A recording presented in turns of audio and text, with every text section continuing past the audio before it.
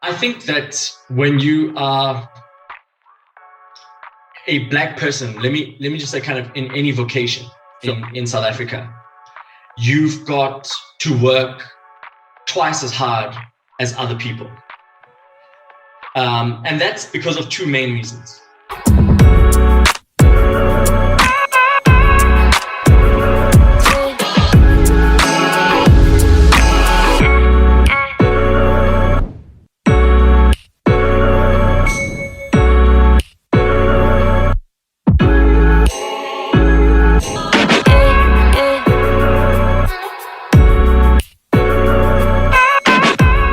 Right. Awesome. I'm good. So let's begin. So I'd love to know. I mean, you speak a lot about when you're 5 years old. You were selling. You're in a shop and you're looking at what brands. Why do people pick brand A over brand B? I'd love to know. Is this what 7-year-old Abey thought he would be doing? No, at that stage, I had no idea. I think I wanted to be a policeman, a private detective, and probably a member of the A team. I didn't even know that marketing existed as a career. And I mean, honestly, probably till about standard 8 or grade 10. It's not really, when I was growing up, it wasn't really one of the kind of spoken about careers that were out there. And there were very few people around you that were in marketing. So no, I didn't know that this is what I would be doing. I always loved people and interacting with people. Sure. So I guess without even knowing, I'd end up doing something related to that. But I really didn't know that this is what I wanted to do. And would you say your influence, I mean, you speak about being a policeman and detective. I'm assuming it would be the inputs like from TV and what you're seeing around. You're like, that would be cool. Let me do that. Yes. Oh, awesome. Yeah, I like the idea of enforcing the law and, going around and telling people to, stick to the law and do what they needed to do. There was an interesting thing. And I mean, actually, I wanted to be a private investigator because, something about solving riddles and helping people was appealing. But, look, I'm sure a lot of young kids went through that phase, Yeah. No, just before becoming a fireman and then, a superhero. And then reality came. You're like, no, actually, I'll go this way. No, very, very interesting. If we fast forward, I mean, in your life, a couple of years, when you graduated, I would argue it was a different world then to what it is now. So I'd love to know, like, what advice would you give a young graduate who's graduating in 2021 in this world that we're living in? Because I'm assuming you would have received different advice. Yeah. So are we talking about a graduate in marketing or any graduate? We can start off in marketing. And then if you have any thoughts around any graduate, I think it'll be some great nuggets for anyone who'd be watching or listening. Yeah. Look, I think for me, whatever you do, whatever vocation you choose for yourself needs to be rooted in a belief of how you think you can make the world a better place. Ogilvy, the agency that I used to work at, had a statement called the Big Ideal. And the big ideal was Ogilvy believes the world would be a better place if we could bring out the best in people, companies, and countries. Sure. And it basically was, if we can unleash the inner greatness of people, that's something that would really kind of stand the world in better stead. And I think if we graduating or about to even get into varsity, just think about where you want to make a dent in the world. Where do you want to make the biggest difference? Because it's that anchoring that's going to be able to see you through the really dark times that are bound to come in anyone's life. Right. So those moments when you don't want to wake up, those moments when you don't want to go to work, those moments where you are having a really tough time with your boss or your results aren't coming through, you need to be anchored in something. And that would be my advice. So, and that applies to absolutely anyone in any industry. From a marketing perspective in particular, because that's a field that I've grown up in, I think I've always said that people shouldn't be digital marketers. They should be marketers that are digital. So understanding how digital works as a channel is really important, because it's really the new evolution of brand marketing. How we transition between broadcast communication to one-to-one communication, and digital is certainly one of the tools that allow that. I think behavioral science is something that I would get my head around and understand as being kind of a really cutting edge customer behavior philosophy that I'd focus on. And, certainly, which is related to the first point I made, is I would understand how to unpack and understand organizational purpose, and how to strategize around organizational purpose. I think anyone coming into the marketing field, I believe if you have those three components, you'd be able to apply them to whatever experience is coming your way. Awesome. And I'd love to just steal a question from this, in terms of what advice were you given when you're about to graduate, if any? I can't think that from an educational perspective, or kind of courses or whatever, I didn't get that type of advice. I just kind of found myself in marketing. In fact, I didn't even have enough money to finish my degree at Wits at that stage. I went into AAA, and I was working at the same time. One of the most amazing things I learned was from a lady who was my kind of, when I was working at VWV as an intern, she was kind of my overseer. She was my caretaker, Osdudu. And she taught me how to use Word and PowerPoint, Excel, like basically Microsoft skills. Now, kids now, you learning that in grade 5. I didn't know how to use those things, but I could apply those tools to my work environment. So my deal at school was like, I'll do the presentations, guys. You guys help me out with like the notes and the structures, whatever. We'll put like a really nice presentation together. So I learned very early on that presentation is really, really important. How you come across is really important. I mean, one of my most productive courses that I took in my matric year was speech and drama. The ability to be able to stand up in front of people and tell them a story is something that you can use across any environment. So that's, for me, one thing that I got through my experience. And the other thing that I got through my experience is just, work harder than you hope. Do the work. Especially as a young person coming into industry, you're still young. You can live on 2 hours sleep. So be at work first and be the last to leave. If you're done with your work, do something else. Just a combination of those things about making sure that my presentations, whether I'm writing or I'm speaking or I'm presenting something to a group of people, I try to make them as impeccable as possible. And then I just work my ass off. Talent is fantastic, but hard work will beat talent eventually.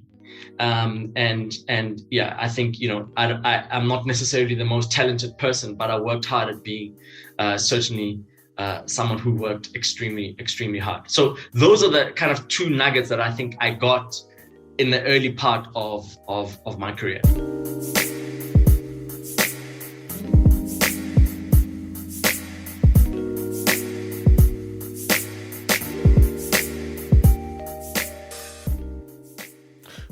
Thank you for that.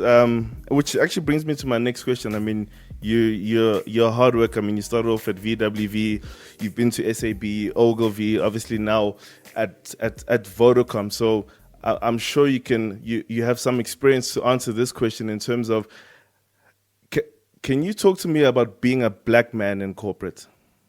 Just your experience around that. I think that when you are a black person, let me just say, kind of in any vocation in South Africa, you've got to work twice as hard as other people. And that's because of two main reasons. Mm-hmm. The one reason is because of, and this is like an internal one, which is black tax. There are, I would say the majority of people that are working, South Africans, black people that are working in any industry, are supporting multiple families and people at home. And it's not even in an investment. We're not investing in property that is being looked after. You're buying consumables, you're buying food and petrol and school uniform. So, for that reason, I think you already starting on a back foot, because a lot of the free cash flow you would otherwise have to invest in property, invest in your education, invest in the tools that are going to help you get further, faster, travel, going to experience the world. You just don't have the capacity for that. So you have to work double as hard just to be at the starting line. And the other experience for me, the reason why you also have to work double as hard is that there are very few reference points of Black people in business that our communities can look to and think, that's amazing. There are many more Black people in entertainment, in sports, in politics. And I'm not saying there's anything wrong with those things, but there's a huge responsibility for Black people in the corporate environment to show up much more than they're even capable of. You need to be at 200% all the time because you're carrying so much weight behind you. Now, I deliberately didn't speak about the challenges that you will face in any case as a person of color in corporate, because those are there whether you like it or not. And I don't think you're working twice as hard for those things, because if you're working hard, those things will always be put in their place. Yeah. We working hard to make sure that Black excellence can overcome Black tax, and that we can inspire people and give them reference points of how much better they could be doing, and other reference points so that people can actually grow up thinking, geez, I actually wouldn't mind. I could be a CMO, because this is what being a CMO is about. I could run a listed company. I could be an accountant. Those are the kind of things that my experience as a Black person is that I always know that I'm doing much more for other people than I am even just doing for myself. That's what you walk in with every day. And tied to this question, I mean, I've experienced it myself in working in corporate, is imposter syndrome, and there's many inputs to why a Black person, a Black male, speaking from my experience, can feel that, Can you talk to me about imposter syndrome, and have you experienced it? And if you have, I mean, how did you overcome it and deal with it? Yeah, I think I haven't experienced imposter syndrome. Okay. And I think I've been very lucky in the places that I've worked, that when I was at VWV, I was like this young guy who was just completely hungry for knowledge and anything. I was keen to do anything. I was putting up lights. I was trying to learn how to code. I was helping people with their presentations. I was going to client meetings and sitting in the wall. At VWV, they've got this theater where we used to do pitches. And I always used to sit in the control room just watching how presentations are done and the questions that are asked and how people handle those things. I was just like in awe of what happened in those environments. So I was, SAB's slogan used to be making beer, making friends. It was that company completely embraced people that worked there, and it embraced me, that I never once felt like I didn't belong. Then I, got into Ogilvy. Again, I was embraced by the business. Maybe it's because I was CEO. No one could be like, hey, dude, we're going to imposter syndrome you. But there was a beautiful sense of warmth that I felt. And at Vodacom, it's exactly the same thing. So I've had the fortune of being found by companies that have that have embraced me. And I also think another thing about Black people, South Africans generally, but Black people in particular in South Africa, is that you grow up in a completely multicultural environment. Whether you're growing up in KwaMashu or in Soweto or in Mabopane, you've got relatives that are all shades, who speak different languages, who have different sectors within society that are doing different things. So we've got this amazing skill of blending in. We've got this amazing skill of being empathetic to different people and being able to engage with people in a really authentic way. And I think it's something that we underrate. So I think it's a combination of that and the amazing companies that I've been at. I mean, I grew up in a shop, right? So when you grow up in a shop, you are seeing and I mean, this is a shop Kokasi. Do you know what I mean? It's in Winterfeld. It was not a fancy shop. It was like a general dealer. So yeah, so I haven't experienced imposter syndrome, but again, my advice is that if it ever happens to you, you've got to be proactive about it. You can't let that stuff beat you down.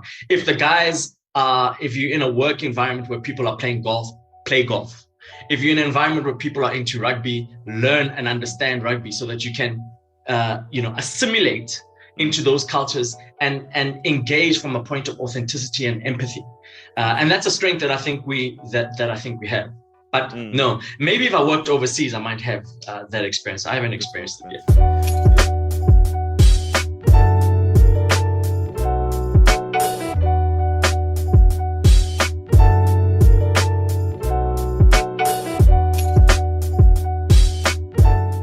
No, lovely, and it's great advice, and I'm actually happy. You've actually alluded to the fact that you are lucky you haven't experienced imposter syndrome, but thank you for that answer. It's really enlightening for me as well.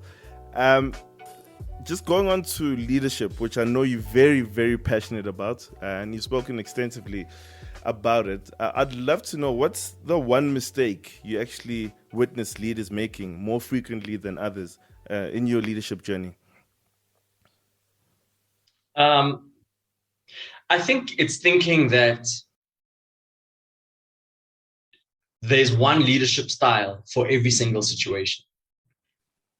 Leaders have to have an ability to change their tactics and their ways of engaging, like a golfer changes golf clubs. That for me is the most fundamental lesson in leadership. You've got to understand what situation you're facing and then apply yourself to that particular situation, so that you can build the type of culture that is able to deal and manage with change. What do leaders do? Actually, a great leader, what they do is they help you prepare and navigate through change. That's what great leaders do. Managers can manage deliverables and to-do lists, but when you elevate to being a leader, it's about helping people to be able to navigate through change. And navigating through change, it's about being able to be adaptable. And being adaptable is just understanding how to apply yourself to different situations all the time. And that's the one thing. The other thing is, I think it's very difficult for people to be self-reflective and to really know themselves. I'm still on this journey, and I mean, I won't say that I completely know and understand myself, but I'm on a mission to understand myself. I think a lot of leaders have blind spots that they don't even know they have. So again, on both of those things, I think get feedback, be honest with yourself. Don't look for positive feedback. I don't look for positive feedback. If I do something, I'm like, okay, what could I have done better? That's always my question. No matter how great somebody tells me I've done, it's always like, what can I do better? So I think leaders make the mistakes. Two fundamental mistakes for me is applying the same tactics to different situations, and also not spending enough time introspecting and understanding who you are. Amazing. Sure. So my next question is actually kind of linked to, the previous question, but what bad advice do you hear in marketing circles, or getting more specific in marketing, is there any bad advice that you hear just being thrown around?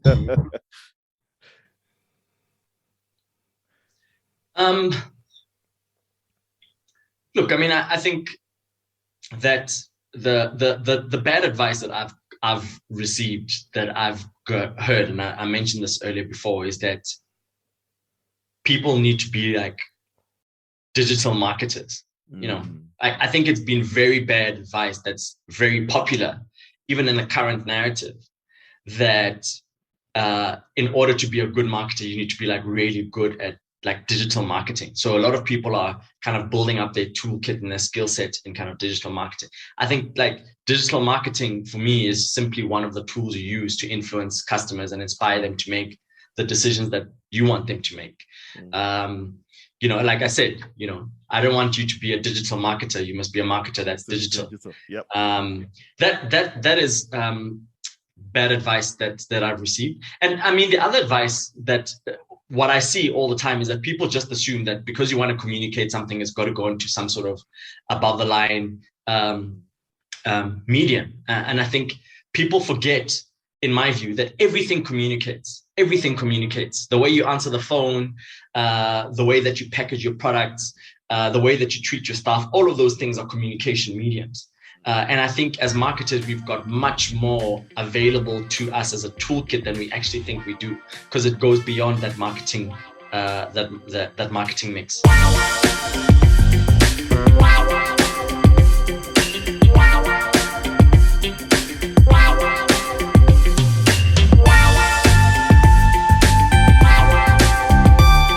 Awesome. I have like 2 more questions just around this career life lessons, and then we'll just move on to maybe like 2 nuggets that you've shared.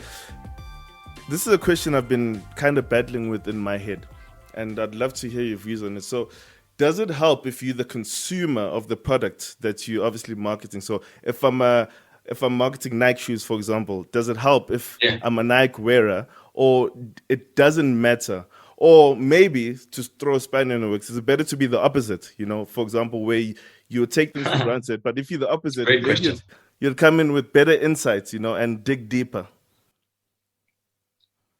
It's a great question. I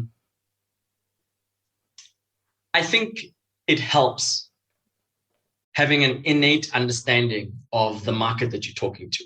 There's no doubt about that. You know, if you understand the non-spoken cues of customer behavior, and you understand the culture, and you understand the history, it would be very difficult for me to explain 90s hip hop to someone who wasn't there, who wasn't in that mix. So there's no doubt in my mind that it helps. But I have also seen situations in which it didn't help, because people fall into this, what I call the curse of knowledge. You know, because you know things, you stop asking the stupid questions that people who know nothing ask. You stop asking yourself the why behind the why, the motivation, because you assume that you know it, and things change very quickly.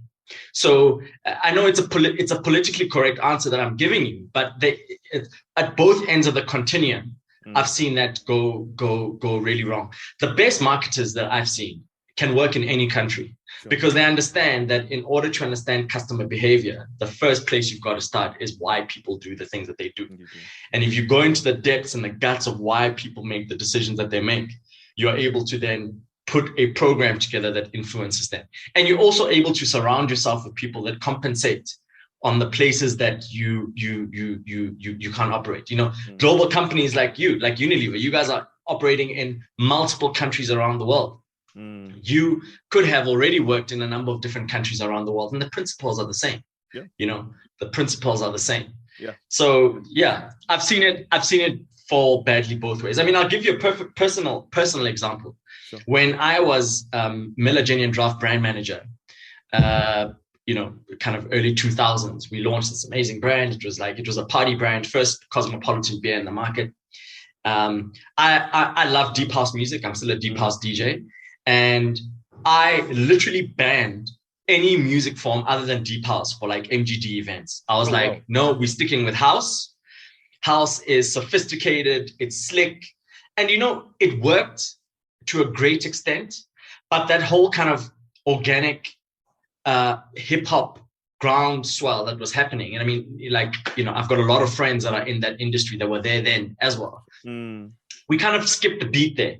And that was a decision made probably because I was too close to my, a music form that I liked, and I understood that culture, understood that world, in a way to the potential detriment of the brand. So, there's like a really personal example of how I think I didn't get it right. No, very interesting. I mean, because I also have an example of I was global Tresemme e-commerce and digital lead. I was this black Yeah. guy marketing a Oh, white brilliant. Caucasian brand. Yeah, So I had to really understand. So I do, I do resonate on both sides, but it was always a question I had in my head. So At thank least you you have for that. hair. Yeah, well now. um, my last question just around this theme would be, and this is a discussion we always like have with my friends, and I don't necessarily believe in an either or, but just for the sake of this question, we always discuss around impact, right? So you've had a successful career in corporate. One could argue, in terms of, I'm not too sure if you Yeah. started a business, but It's all relative. yes, yeah, it is, yes. Versus, I mean, the narrative right now is starting a business and having impact and seeing, having impact on people's lives, seeing that I'm hiring one person who's feeding a family, etc. So, my question is just around, if your goal is to have an impact, is it better to go the whole startup route where you see the impact? Yeah. Like, I'm hiring 3 people, I'm Yeah, putting food on the directly. table. Yes. Or where you go the corporate route where you look at, Babum Tet, or even if you're a DSTV yourselves, where you might not necessarily see it, but from the campaigns you do, from the agencies you hire, you have that impact. I don't know if you have a view on that. I do. And I'll take you back to a situation that I faced while I was at Ogilvy, Sure. which is the whole kind of Black empowerment context around advertising agencies. There are, people that I know that even now, but I'll go back then, who believed that as a Black-owned agency, you were creating much more direct empowerment than a agency like Ogilvy, which was kind of the largest agency in the country, with its Black shareholding. And again, I used to say to my point, but like we fighting the same battle. Do you know what I mean? Like, and I think both are true. Your way of doing it is through a direct means, being a completely 100% Black-owned agency, only hiring Black talents, working on South African brands. That's your means of value creation and means of creating impact. The method that I'm choosing is I'm getting onto a larger ship, and through this larger ship, I'm able to employ more Black talent than you employing. I'm able to generate wealth in a different way. It might not be all of it is Black wealth because you've got other shareholders on there, but both are true. Both work. And I think you just need to figure out for you what your preference is. I started my career actually in corporate, and then I became an entrepreneur for 6 years at VWV. That was my entrepreneurial phase. But even then, I don't think I had the balls to go and completely start, Abey events. Yeah. I just didn't have the balls and the courage that it took for me to do that. But my mechanism was, I can come into a company like VWV, apply myself, apply my skills, work with my partners, work with my contacts, and that business generated 10 times the operating profit it did in the 5 years that we worked there with my partners and I. Now, could I have done that if I started my own business? I don't know. And that really applies for me in terms of impact. I think you need to understand where your slipstream is.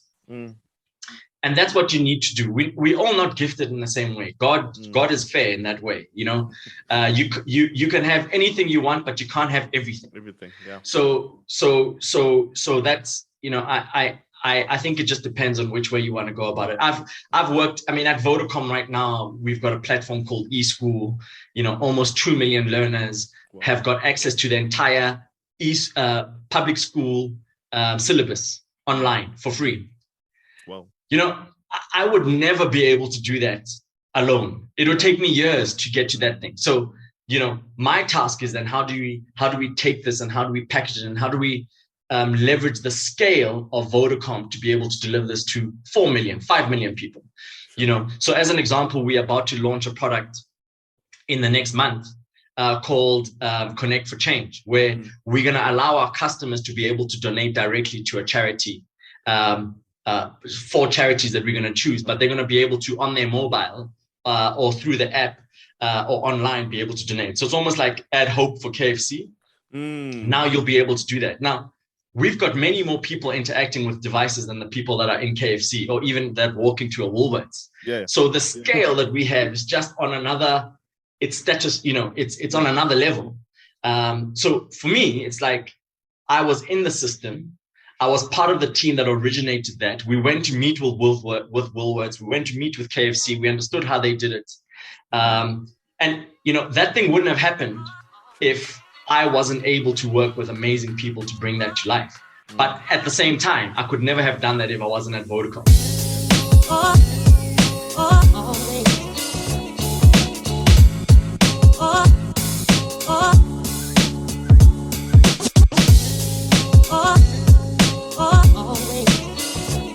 Very, very, very interesting. It does shed some better light for me as well. So thank you for that. So I had 3 questions around some of the nuggets you have shared, but you've already answered in your previous answer. So I'll just leave it to 2. In one of your videos, which for me was a light bulb moment, I was like, I need to find out more about this. You spoke about creative breaking through. You said, creative breaks through, if you can remember. I know it was a while back. And I'd love to know, what do you mean by that? And what does it take to be on top, if you want to call it that nowadays? And a follow-up question to that is, what is being on top? Is it having talkability, trending, etc.? Okay. So, I think I have lots of philosophies, but one of my anchor philosophies is our job as leaders and as marketers is to make the complex simple and the simple exciting. Now, you cannot do that process without being creative. You can have the most amazing product, but if you are not able to paint a narrative around that and get people excited and open and excited about what you're doing, it's dead. It's dead in the water. You've wasted all of that money. We've just spent a significant amount of money at Vodacom buying the back end of the Alipay super app. Wow. And we are about to launch our super app in South Africa very soon. But if we aren't able to kind of make that really exciting and interesting communication to get people to download the app and use it, it's dead. Yeah, 100%. So I think what creativity, and this is what I love about creative people, is that they're able to get inside your heart and inside your mind and positively influence you to change your perspective, and they inspire change and they inspire action. That's the nugget. The best creative people are the ones that are able to hide the message of the product in the belly of a beautiful story.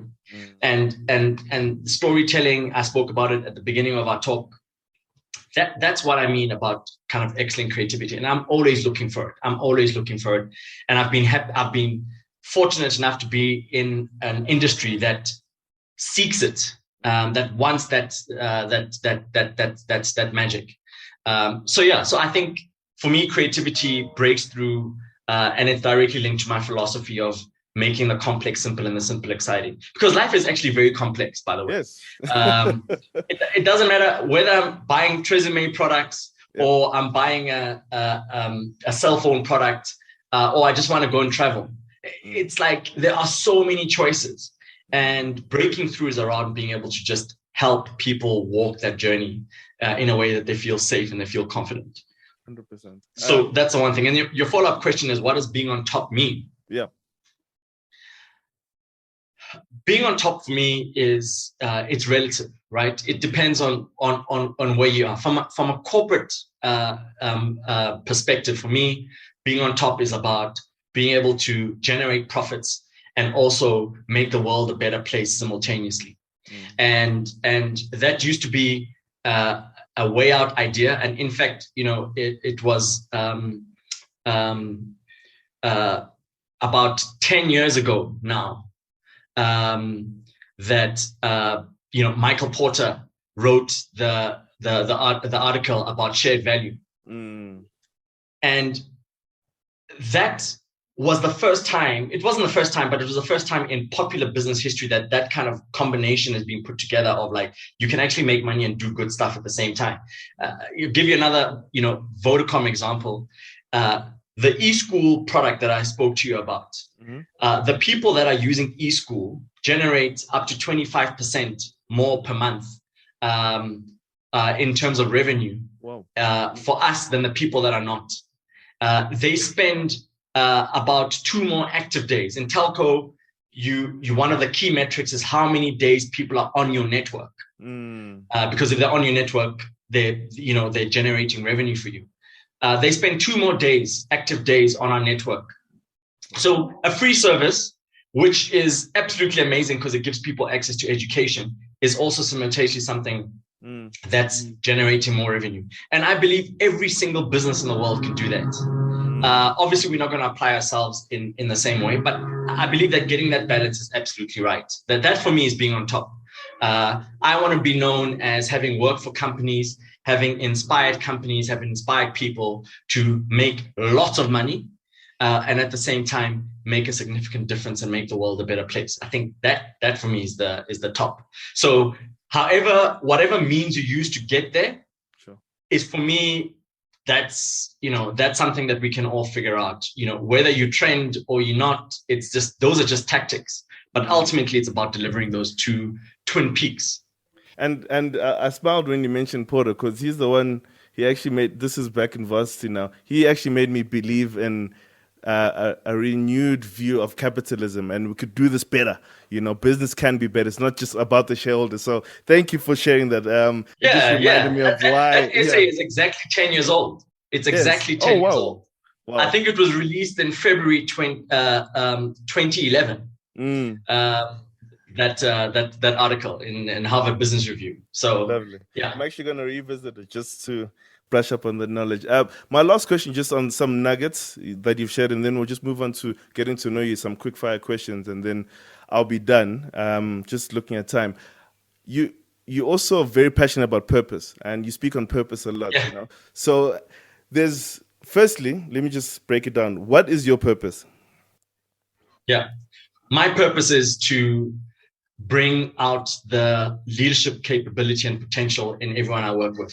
Wow. Like I grew up in a world where I knew that someone was a driver in town. Because that was their job. I used to ask them, okay, so what do you do? And the guys, no, I drive for Barlow World or get driver for Coca-Cola, whatever. And this guy was like the pastor in the church. He was like the leader of this particular congregation. I grew up seeing many leaders in my community who at work were like cleaners, people that didn't have like high powered positions. So from a very early age, I realized that actually your title doesn't necessarily make you the leader. Sure. And just because you are not the boss doesn't mean that you're not a leader. So I'm extremely passionate about bringing out the leadership capability in people. And I hope that whoever I've worked with, I leave them as better leaders. I have a particular focus on Black women. I believe I grew up like most Black people in South Africa. You grew up in a very matriarchal society where it's the women that are holding the family together, that have it together.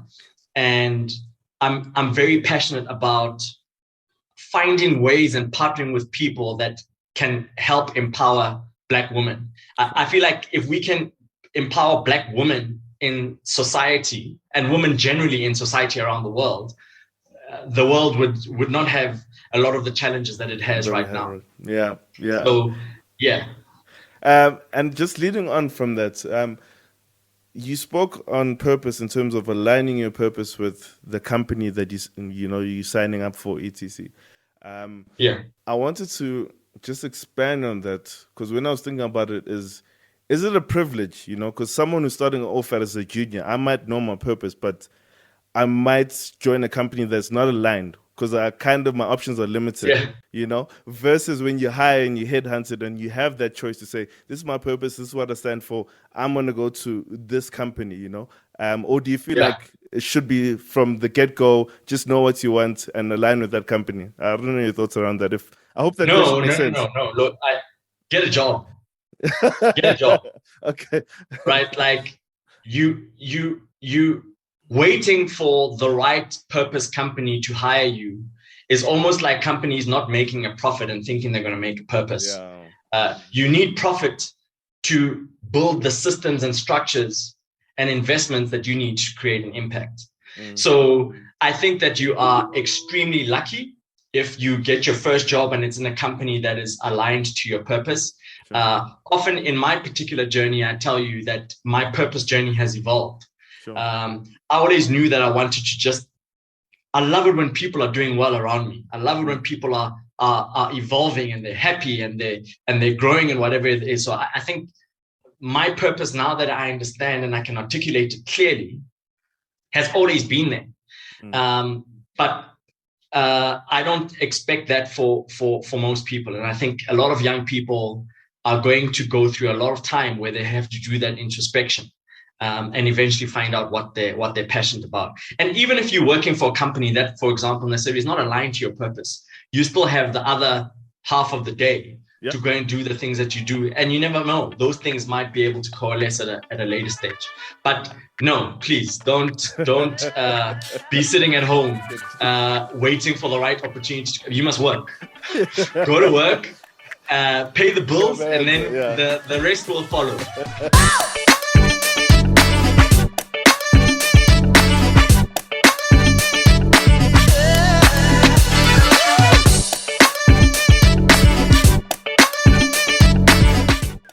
No, 100%. Thank you for that, Abey. My last section, this is a favorite part of my show, just getting to know you. Please feel free again to be vulnerable. If you don't have an answer, it's always okay. But I'm sure you obviously know that you're a very authentic, open person. I have about 7 questions just around this. So I'll just begin. It's more quick fire. Lucky number. My first question, and you can't actually say deep house because now I know that you love deep house, but what genre, whether it's movie or music, would you say your life is? And I can't say deep house, but it is. Okay, I'll tell you why. Okay. I'll tell you why. I find like for me, house music is able to, I can listen to it at 3 a.m. I can listen to it at 7. I can listen to it when I'm doing my running. I can listen to it in the club. I can listen to it when I'm angry or I'm excited or I'm just relaxing. I love that about that particular genre is that it's got so many different influences that it really is the soundtrack of my life. Sure, it genuinely is. And I mean, I don't just enjoy house music. I play house music. I follow house music. I read about house music. So it's a real passion of mine. So I grew up in a household that my father used to listen to all types of music. So if you look at my record collection, I still collect like Nina Simone. I've got all the kind of hip hop stuff still on vinyl. I've got house music. I've got acid jazz. It's a very, wide range of music. And I find that in the house music that I listen to. Awesome. Okay. No, I'll take that. Also a deep house lover. Second question is there something essential you think you're under investing in? Right now? Yes. Sleep. Oh, wow. So if you don't mind me asking, like how many hours of sleep are you getting? Probably about 4.5, 5. Wow. And it's not good. It's like it's a part of my something that I have to work on very urgently. Sure. I'm not getting enough sleep. I'm not getting good enough quality sleep. My mind is, and I think related to that, really directly related to that, I believe that the solution is meditation. So I've underinvested in meditation. Like everyone who I love has told me like, start your meditation. So in fact, I'm going to start today. How's that? I'll even if it's like one of those 2-minute things, I'll do it today. I don't sleep enough, man. And it's not good. Yeah, definitely. If I also started meditation about 3 years ago now, and I started with an app called Headspace. I know there's Calm now, but I'm sure you experience, and everyone has their own journey in terms of how they meditate. But it really helped me. If you Okay, wanted to know I'll an try app, Headspace. yes, it's called Headspace. Yeah, and it's Okay, free cool. for yeah.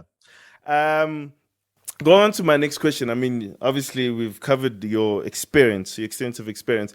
Is there any particular failure or disaster that was actually a blessing in disguise? So at the time, you're like, oh shit, excuse the French, you know? Yeah, but looking back, you're like, actually, it set me off on the right path. Yeah, yeah. And look, there's been lots. Say, like I've Mm, failed so many times in so many times in my life. Um, I go back to uh, when I was at Ogilvy. mm, We went through a very bad patch where we lost the Hollard account, mm, and then we lost the Cell C account, and then my multi-choice went out to pitch, and multi-choice was, you know, at that stage like the second largest client. Cell C was the biggest client in the Ogilvy Joburg business, so it wasn't a good time for me. I got one of those talking tos from my chairman, who was like, listen dude, it was like, if you don't sort this out, yeah. it's kind of overs for you. He didn't say it in those words, but I knew exactly what he was saying. Mos Mashishi is like one of my favorite people in the planet, to this day. So that failure in that period helped me realize that you can't take anything for granted. Yep. That just because you're the biggest agency in the country doesn't mean that you're going to have the clients in the next month. I mean, Cell C fired us on the 31st of December, man. I was like frying Ooh, lamb chops in Durban, and we wow. got this letter. So, it just got me to just work harder than I hoped, no matter Mm, what I had. mm, And that's something that is like constantly on my mind.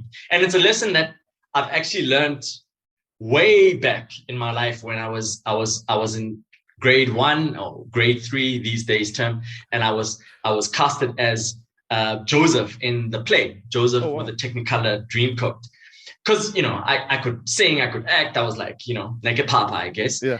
And I didn't learn my lines, and they dropped me as the lead actor, and I became a crow. So like I went from being like lead actor with the whole script to like a bird.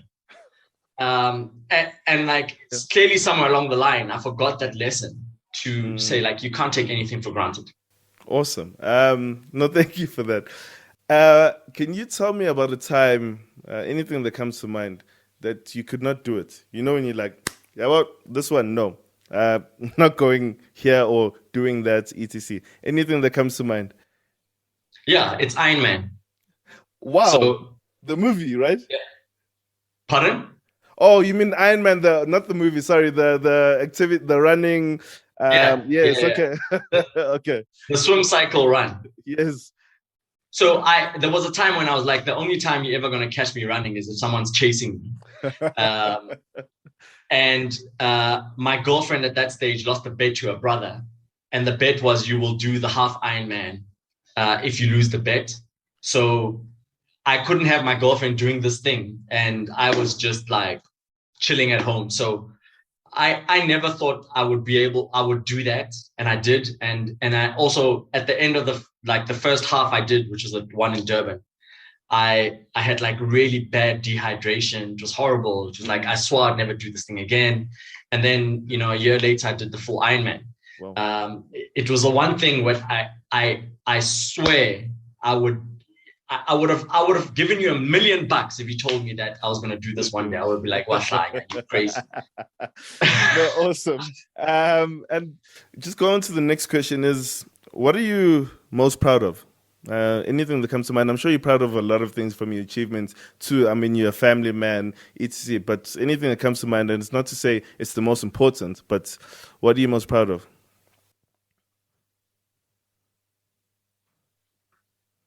Yeah, I'm a really grateful person, so I'm proud of a lot of stuff.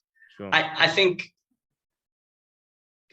honestly, the thing that I'm most proud of is how my son is turning out, Mm, as a sensitive, empathetic, happy, confident human being who is just, he's just turning out to be a really incredible, hardworking, keen, engaged human being. And that's, you know, it takes a lot to get that out of our kids. I'm really grateful for how he's turning out. And, you know, it's my hope that he can continue on that path, whatever happens with his life, that he can just be the human that he is. So I'm really proud of that. And then last year I started a bursary. So I kind of put my money where my mouth is. So there's a student, Bongeka, who is at the Red and Yellow School doing her marketing degree. And I finally just bit the bullet and, like, you know, I can't be all about Black woman empowerment and just have it as a post on my Instagram, you know? Yeah. So I'm proud of that. So yeah. Wow. I have two more questions. I would have loved to actually, in my head and hindsight, I would have loved to actually end with that question because it was a beautiful, moving answer. But two questions before I just let you go. Just on money. What does money really mean to you? Money means to me security. That's what money means to me. It's security. I grew up in a household where we grew up relatively well off, and then my parents lost everything. Wow. So I've lived on both ends of the spectrum of, you know, having money, going to the most amazing schools, and then not having enough money to get a taxi. So, Wow. You know, my relationship with money is all about, like, just make sure that people are okay, and that you know, you never get into a point where you are vulnerable as a result of not having it. Awesome. My last question, and I mean, in the marketing industry, you spoke about digital marketers being digital. Say with, you know, some amazing miracle, I get access to the homepage of Facebook, Twitter, Instagram, and LinkedIn, and I grant you the wish to say, look, you'll be on the homepage for a month, you know, and you spoke about A month. yeah, for a month, and so Yeah. not you, but I have access to the homepage, and Oh, you're a okay. man of philosophy, and you have quotes. You know, is there any message that you would actually put there that people, millions of people, are obviously going to be seeing there? What message would you put? Oh, quote.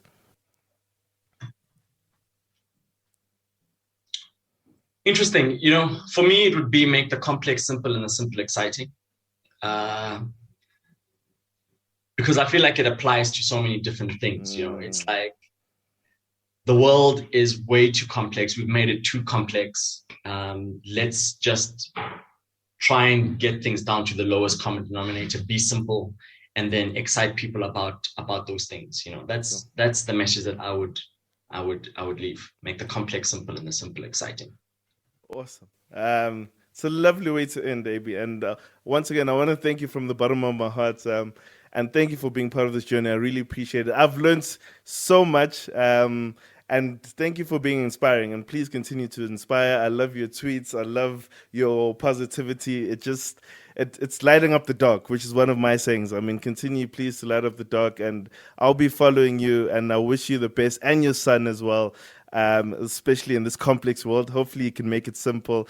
But yeah, I just wanted to thank you for your time, and I really appreciate No, it. so thank you so much. I really appreciate it. And all the best with this. And I know what you do. I've seen the interviews that you've done. It's a really amazing platform to get some incredible people out there that have done some incredible work. I really appreciate being on this platform with you.